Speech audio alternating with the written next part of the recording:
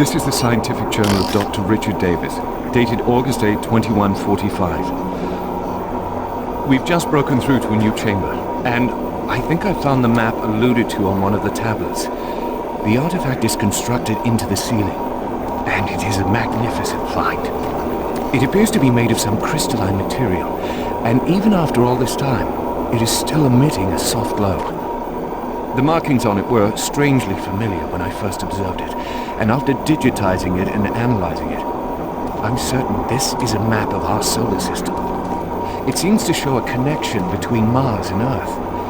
My current working theory is that the last survivors used the teleportation technology to escape to Earth. The ramifications of this are overwhelming. This may end up proving that we are actually descendants of this race, and what we are exploring is our own history. I'm going to report my findings as soon as we finish the excavation, and they should show up in corporate within a few days. These are truly exciting times. Log out.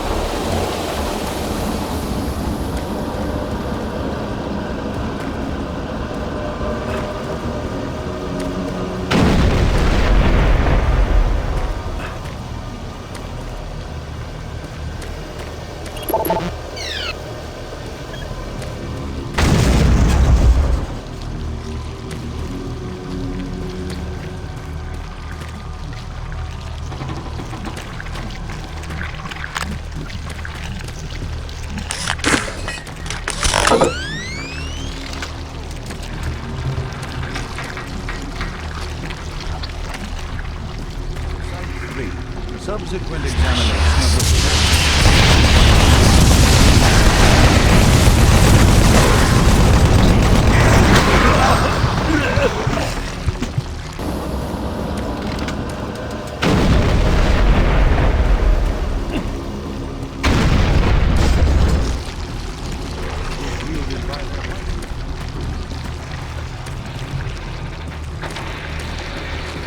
still analyzing a recently found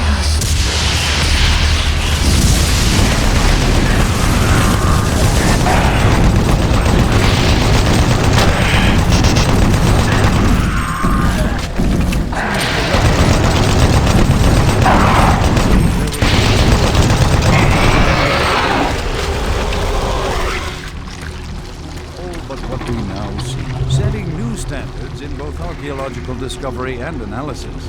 The UAC is proud.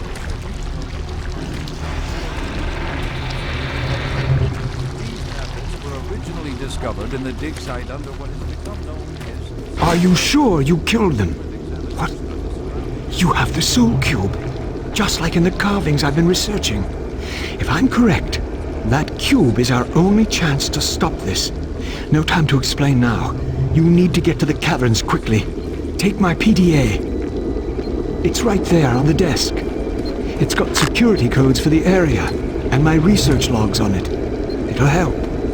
I can't go with you. I need to finish my work here. Good luck.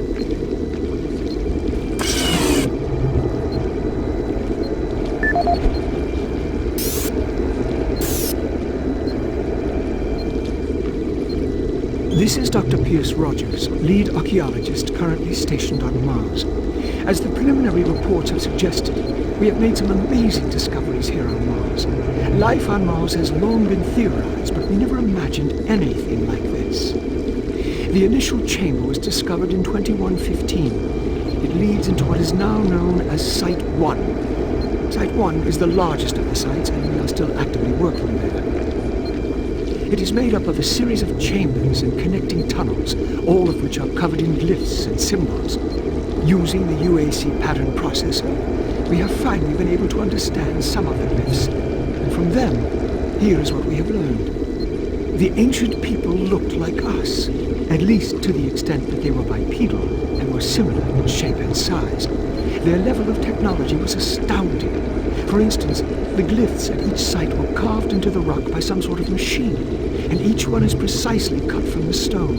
It far exceeds the precision of anything we can do. They had a social structure that seemed very aristocratic, with a lot of emphasis on social stature and structure. Site 2 is a much smaller set of chambers, mostly containing burial sites, temples, and various amounts of individual artifacts. This site has been photographed and cleared out, and all material is back on Earth for study and review. Site 3 produced our prize artifact, what we call the Soul Cube. If you have read or seen the other material, you probably know that this once grand civilization was attacked by some unknown force. And if we can believe what is written in stone, they sacrificed most of their society to drive the invaders back.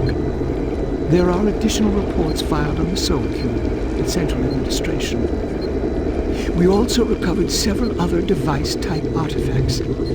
They are not as ornate as the Soul Cube, but each appears unique. We are still learning how to interpret all of the glyphs, and hopefully, once we have that completed, the science teams can provide more detailed information on their technology. Now, these are truly unique and special times for archaeologists.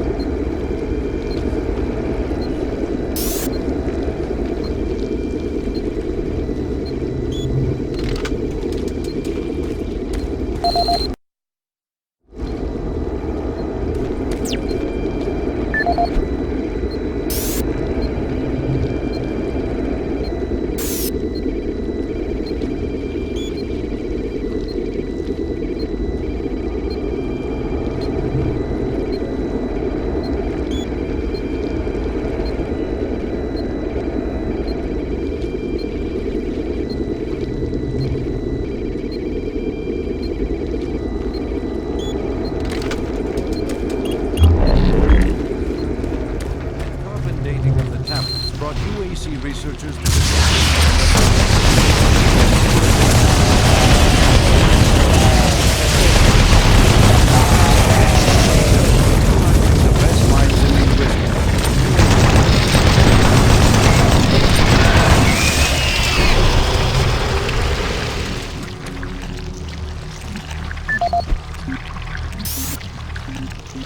This is the audio log of Medical Supervisor Peter Raleigh, dated October 29th, 2145. We have exhausted all known forms of drug treatment in hopes of finding a way to abate this strange outbreak of dementia, and I have yet to receive any additional data from the psychiatrists back on Earth. Options are quickly dwindling.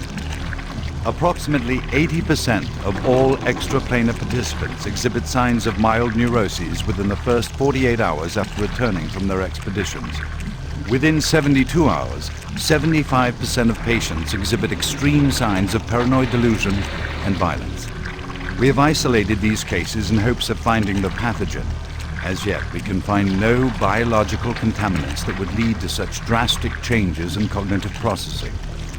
It seems that whatever this pathogen is, it attacks higher brain functions and only leaves more basal functions in the lower brain stem.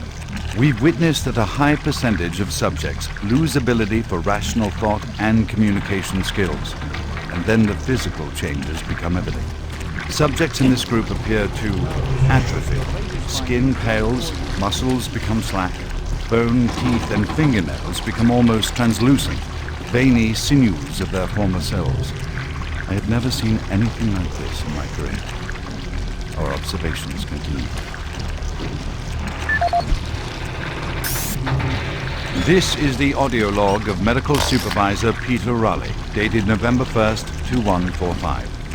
Patient 0432, a Private Steve Jensen of the UAC Darklight Armor Corps Division, expired today at 15:43 of a self-inflicted gunshot wound. This is approximately 110 hours after his return from expeditionary missions. Private Jensen was suffering from paranoid delusions and full-blown dementia. Treatment was unsuccessful. He was the last surviving member of his outfit. 4 other squad mates, who also came back with Private Jensen, expired from injuries suffered on that last mission shortly after their return. Before his death, Private Jensen was heard screaming in both English and other languages, something about demon hordes feasting on our souls. The other language was later discovered to be Aramaic. Due to security concerns in the area, I've secured some armaments within my office.